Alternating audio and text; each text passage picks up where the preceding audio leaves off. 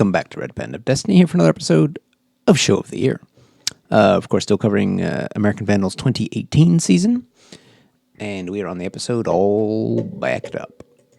And as was predictable from the last episode, and this episode is mostly about DeMarcus and Lou. Actually, more about Lou than DeMarcus, but yeah. So the reason given for him being allowed in the teacher's lounge is that he goes in there every day to heat up DeMarcus's food that he brought. They don't have a microwave in the cafeteria kitchen.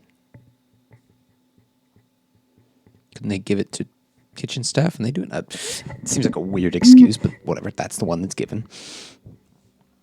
And that is used as precedent by Peter and Sam that he has access to the teacher's lounge. The only student who has access to the teacher's lounge. And then they also realize that Lou has an iPhone. So he would have had the glitch on the correct day. The glitch, of course,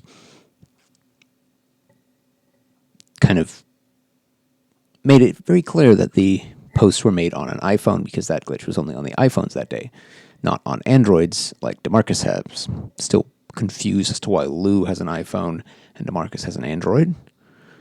It seems like the only reason DeMarcus would have an Android is because he couldn't afford an iPhone. And if Lou can afford an iPhone, why can't DeMarcus afford an iPhone? I don't get it. But then they dig into the relationship between Lou and DeMarcus and find out that Lou, at least from the perspective of other students, basically acts like a valet to DeMarcus. And by that I mean he does everything for him. It's an old English term. See Jeeves and Wooster. That'll tell you what I'm on about. And then they interview Perry over video chat, and he reveals that him and DeMarcus used to be pretty close until Lou started pushing them apart, mainly because Perry goes to UCLA, and Lou and DeMarcus's dad want him to go to a different school. So they assume that Perry and DeMarcus means he's going to be pushed towards UCLA. And then we find out that it was, in fact, Lou who called the cops on the skip day party.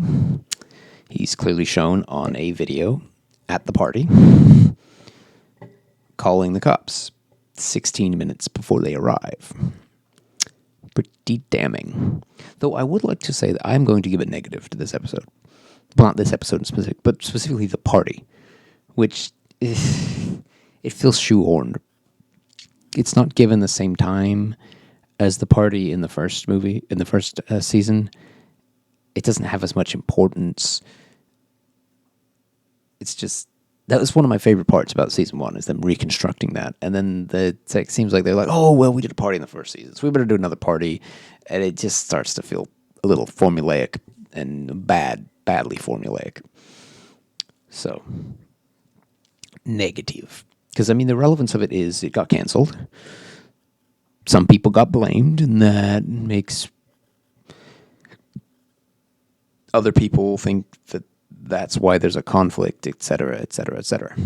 Though this does ignite a new conflict in that in the same video that we see Lou on the phone, we also see Tanner and Chloe making out. Of course, Kevin sees this video, and he's like, oh, yes, this is great.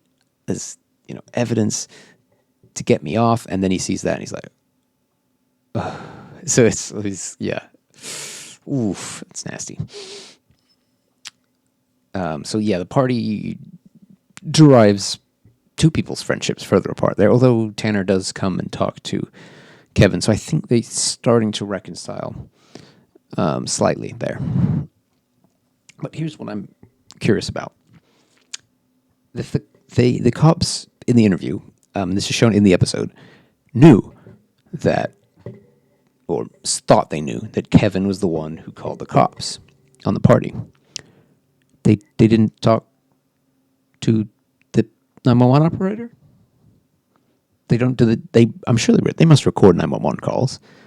Like, you can't go and track it down Like, you knew what day it was. You knew when the cops were called. You couldn't track it down, and it was presumably the same police department.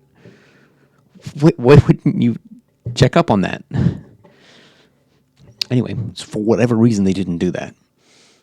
And then the end of the episode is Bonzo finally coming clean. I mean, it was obviously he was lying before, and he comes clean about what he saw was the same thing that Chloe saw. The same card, the actual burglar card in DeMarcus's wallet, and he shows them an email from the coach to basically deny the fact that Lou and DeMarcus were late to the pep rally where the second prank took place, which is kind of pointless because everybody saw that. I mean, like, it's pretty obvious. Like, it's on their footage. I don't know what. But yeah, he very threateningly tells all of the players they were there, back them up. And then I'm not really sure about the order of these things. It seems like Bonzo, the way he tells the stories, that he was beaten up, like, not just after Peter and Sam accuse Lou of calling the cops, which of course they assume was Bonzo who told them. But it was more Perry who said that. Perry knew that Lou would cancel the party, so Perry told them. They assumed it was Bonzo, and they beat Bonzo up. Or, well, Lou beat Bonzo up. I don't know if DeMarcus knew about that, but yeah, we see Bonzo coming clean about everything, which is a nice little scene there. And that's the end of the episode. The cliffhanger is pretty. I guess it's just a very long cliffhanger, really. But yeah, it's pretty damning for DeMarcus and Perry, and they do text with the turd burglar a little bit, and he makes stupid puns, and Peter assumes that means they're getting close, and he's getting scared. So maybe that's the real cliffhanger. Anyway, see you next week.